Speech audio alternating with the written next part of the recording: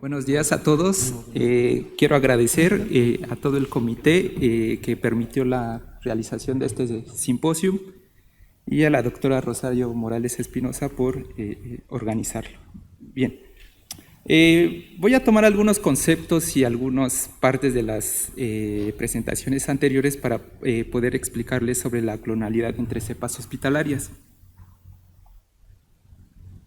Bien, primero, vamos a mencionar que Pseudomonas aeruginosa pues es un problema de salud público muy importante, ya que se estima que causa aproximadamente 500,000 de muertes al año. Muchas de estas infecciones son de tipo nosocomial, en donde Pseudomonas aeruginosa aumenta la tasa de mortalidad. Muchas de las formas clínicas que encontramos dentro de los hospitales pues están asociadas a diferentes cuadros clínicos, como son infecciones de vías respiratorias, de vías urinarias, bacteremias o sistémicas, infecciones de tejidos blandos, infecciones oculares, entre otras. Además, dentro del ambiente intrahospitalario encontramos pacientes muy vulnerables a la infección con Pseudomonas aeruginosa, que son pacientes inmunocomprometidos y pacientes que padecen enfermedades respiratorias crónicas.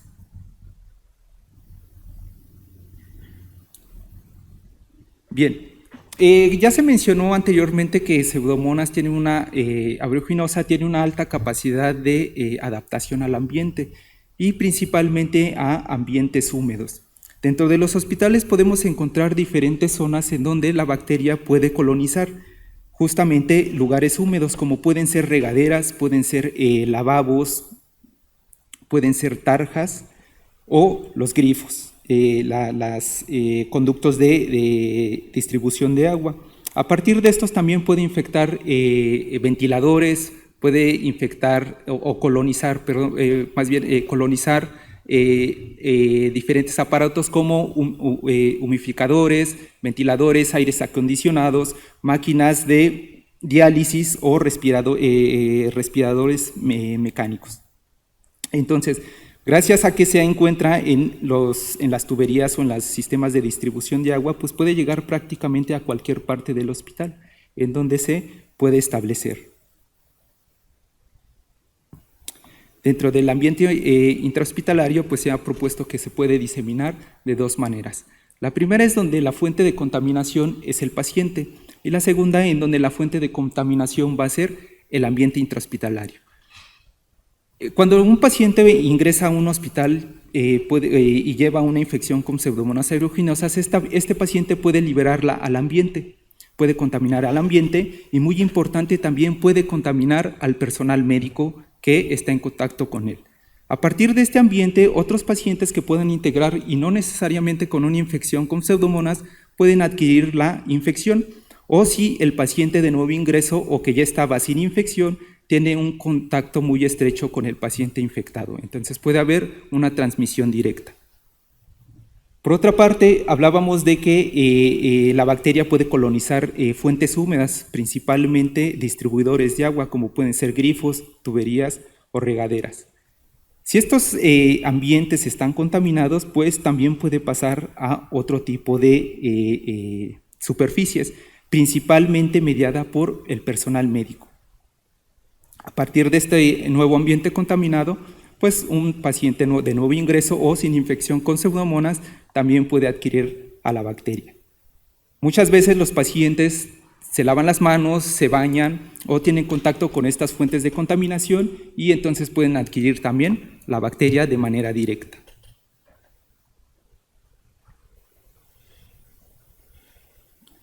Bien, también nos mencionaron hace un momento la importancia de las clonas de alto riesgo.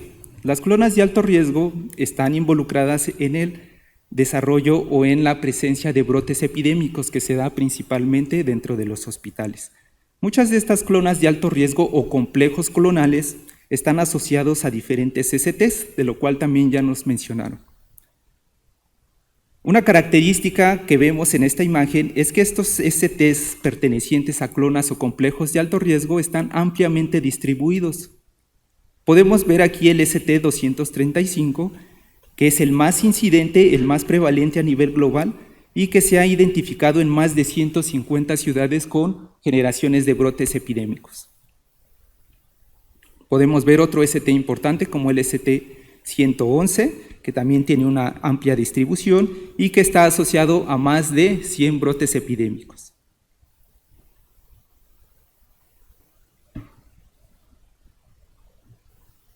El surgimiento de esos ST se calcula aproximadamente de hace unos o dentro de los últimos 150 años con el ST-381.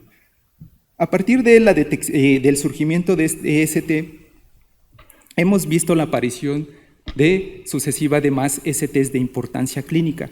Aquí en esta gráfica podemos ver a la ST-309 que nos mencionaron en las pláticas anteriores y que se estima que tuvo un surgimiento aproximadamente en la década de los 90.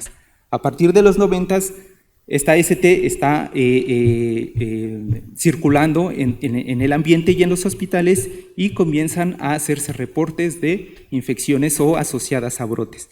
De hecho, si nosotros localizamos a la ST-309 dentro de esta figura, pues vemos que sí tiene una baja incidencia, pero comienza la detección de nuevos casos. Es de importancia tenerla bajo vigilancia epidemiológica.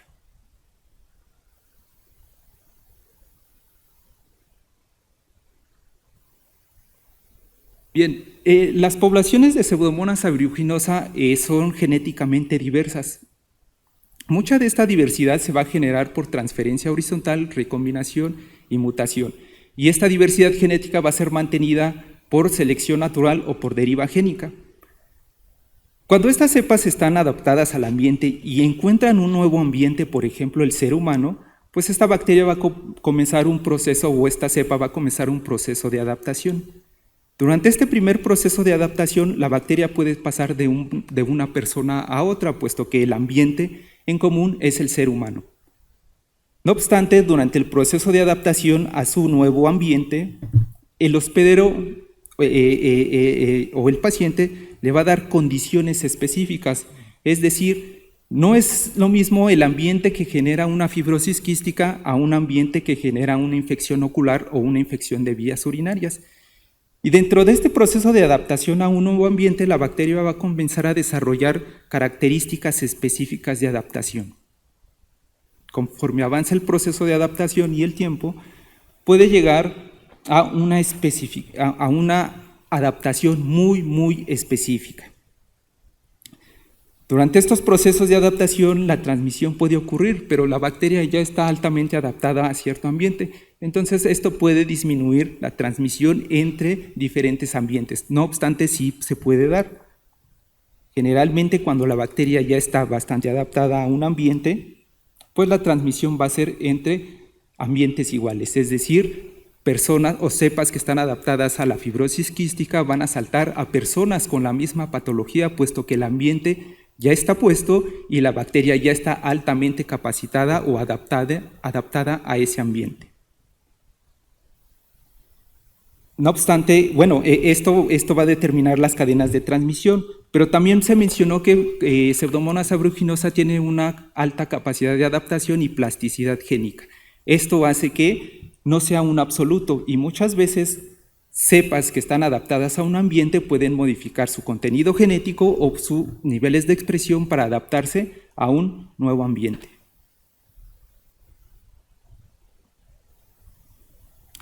Vamos a tomar como ejemplo la fibrosis quística, que es una patología bastante muy bien estudiada y que pacientes con esta enfermedad pues son susceptibles a la infección con Pseudomonas aeruginosa. Bien, podemos ver aquí diferentes STs que están asociados a complejos o a clonas de alto riesgo y podemos ver que hay algunas que están altamente adaptadas a pacientes con fibrosis quística. Pero no es el 100%. Estas cepas, como mencioné, también en algún momento, si encuentran un nuevo ambiente, podrían adaptarse a ese, pero están altamente adaptadas al ambiente de la fibrosis quística. Por el contrario, tenemos otros STs como el 175 y la 309, que prácticamente no se aíslan de pacientes con fibrosis quística. Durante este proceso de adaptación, la bacteria desarrolla diferentes características genotípicas y fenotípicas, como por ejemplo cambios en el metabolismo, cambios en la morfología, cambios en los niveles de expresión de diferentes genes. Y uno de ellos para las cepas que están especializadas en fibrosis quística es la sobrevivencia dentro de los macrófagos.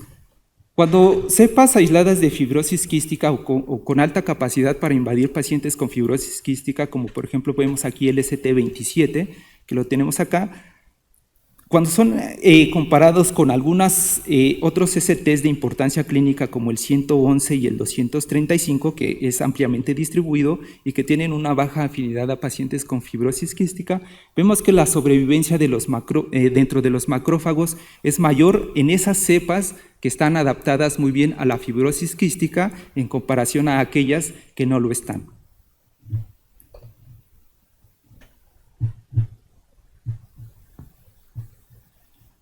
Pero ¿qué implica tener toda esta diversidad genética y toda esta capacidad de adaptación? Generalmente se cree que un brote epidémico, o durante muchos años se ha manejado que un brote epidémico es asociado a un solo ST o a un solo complejo clonal. Y no es así, hay una alta diversidad genética dentro de estos brotes epidémicos. Por ejemplo, aquí les muestro un estudio que se hizo con pacientes infectados con la ST146, o que es la cepa epidémica de Liverpool. 10 pacientes muestrearon, y lo que hicieron fue analizar la diversidad que había de las poblaciones de pseudomonas. Si el concepto fuera de que una clona es un paciente, una clona, y un brote epidémico, una clona, entonces veríamos 10 subpoblaciones o 10 genotipos. Pero no, lo que encontramos es que en solo 10 pacientes había más de 398 subpoblaciones de pseudomonas aeruginosa asociadas a un brote epidémico dentro de un hospital. Lo más sorprendente de esto es que mucha de la diversidad que se encontró fue dentro de cada muestra, ni siquiera fue entre pacientes o entre muestras.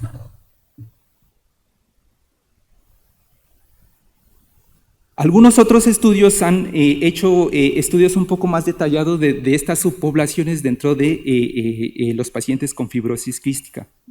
En esta imagen vemos la representación de 3 pacientes en donde se estudiaron las poblaciones de las pseudomonas aeruginosas en el pulmón, y lo que encontraron también fue muy similar a este estudio previo, que fue diferentes subpoblaciones que están dentro del pulmón. Incluso entre regiones del pulmón podemos ver que hay una gran variedad de subpoblaciones de pseudomonas aeruginosas, aunque pertenezcan al mismo complejo clonal o al mismo ST.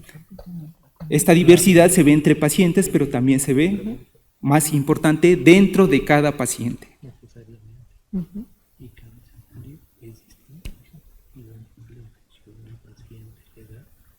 ¿Y cómo repercute toda esta diversidad en el ambiente intrahospitalario? Pues bueno, toda esta diversidad no solo le ayuda a la bacteria para que se adapte a su nuevo ambiente con los cambios metabólicos, con los cambios morfológicos, sino también algo muy importante, a la resistencia a los tratamientos, a la resistencia a los antimicrobianos. Hace un momento nos hablaron que la doctora Sadner nos mencionó algo sobre que mucha de la resistencia a los antimicrobianos está dada por los mecanismos intrínsecos. La transferencia horizontal y el cambio de genes sí es importante durante el proceso de adaptación de la bacteria, pero cuando hablamos de los procesos intrínsecos, entonces va a jugar un papel más importante la mutación y la regulación de la expresión génica. Nosotros sabemos que la mutación es un proceso al azar, y esto en las poblaciones genera gran diversidad que van a evolucionar a diferentes ritmos. Y entonces, al final, cuando analizamos una población que está bajo un proceso de mutación y de regulación de la expresión génica, pues vamos a ver poblaciones totalmente heterogéneas, tanto genotípica como fenotípicamente. En este estudio o en esta representación de diversos estudios que se han hecho, muestro la importancia de la mutación en la resistencia a los antimicrobianos. Y vemos que muchas de las mutaciones que caen en estas poblaciones dentro de un paciente caen en genes que son o que codifican reguladores de la expresión genética. y son genes que regulan la expresión genética de muchos de los involucrados en el proceso de resistencia, como por ejemplo las bombas. Entonces, cuando estos reguladores o represores o factores transcripcionales que ayudan a la regulación génica son modificados, entonces estas expresiones cambian y muchas veces ayudan al proceso de la resistencia a los antimicrobianos. Y hay otro tipo de mutaciones que caen directamente en los involucrados en la resistencia, es decir, directamente sobre los genes de las bombas, que al modificarlas también llevan a un proceso de resistencia. En este ejemplo les muestro, por ejemplo, el gen OPRD, que tuvo una gran cantidad de mutaciones y que esto llevó a su mal funcionamiento y por lo tanto a la resistencia a los antimicrobianos. Ahora, esto se puede ver en una población de pseudomonas de un paciente, pero ¿qué pasa cuando comparamos diferentes pacientes bajo este tipo de procesos o diferentes aislamientos? En esta imagen lo que les muestro es la comparación de 12 pacientes que tuvieron una misma ST a partir de un brote epidémico dentro de un hospital, y no solo vemos la gran diversidad que tienen en los niveles de susceptibilidad a diversos antimicrobianos.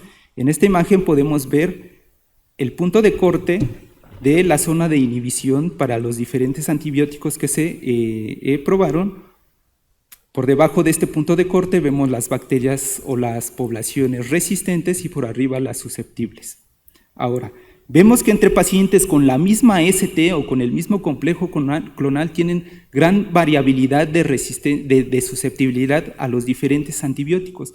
Por ejemplo, hay pacientes que tienen mayor resistencia que otros para un antimicrobiano en particular. Ahora, lo más sorprendente no es esto, lo más sorprendente es que la diversidad que hay dentro de cada paciente. A cada paciente se le tomaron 80 aislados y se les hizo la misma prueba, y lo que vemos es una gama tan amplia de diversidad o de susceptibilidad a esos antimicrobianos. Podemos encontrar pacientes que tienen cepas resistentes y cepas susceptibles para un antimicrobiano en particular. Y esto es mucho de lo que se tiene que tomar en cuenta al momento del tratamiento. ¿Por qué? Porque si no, entonces se generan los fenómenos que ya mencionaron, como por ejemplo el fenómeno de la persistencia o la falla de los tratamientos por tomar en cuenta quizás solo las cepas susceptibles. Bien, entonces como conclusión de esta última parte, tenemos que las clonas de alto riesgo tienen una distribución muy amplia. Su comportamiento va a depender del ambiente en el que se encuentren, es decir, no es lo mismo una ST que se encuentre en una infección de vías urinarias a una ST que se encuentre en una fibrosis quística o a una bacteremia. Su adaptación al ambiente específico va a depender no solo de su contenido genético, sino también de la variación, me refiero a la mutación y a la regulación de su expresión genética. Muchas veces se ha visto en pacientes con fibrosis quística que aunque tienen el mismo contenido genético, los niveles de expresión genética son muy variables dentro de ese paciente.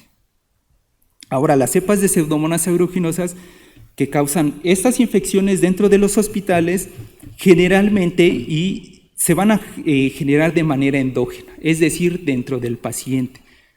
Muchas STs las podemos encontrar en el ambiente intrahospitalario, pero no quiere decir que se hayan generado en el grifo o en la regadera o en la máquina de ventilación. Seguramente ese ambiente intrahospitalario fue contaminado por una ST ya altamente adaptable a un ambiente dado, como por ejemplo una bacteremia, y que posteriormente fue expulsada al ambiente, contaminando el ambiente intrahospitalario. Ahora, la susceptibilidad a los antimicrobianos es variable dentro de cada complejo clonal y esto debe de ser bien importante tomarlo en cuenta al momento del tratamiento. ¿Por qué? Porque podemos tener una gran gama de cepas de Pseudomonas aeruginosa pertenecientes a un mismo ST dentro de un mismo paciente que pueden ser susceptibles o pueden tener diferentes grados de resistencia. Y finalmente, pues la vigilancia epidemiológica dentro de los ambientes hospitalarios pues es muy importante para la detección, el control y la prevención de estos brotes epidémicos. Eso sería todo de mi parte. Muchas gracias.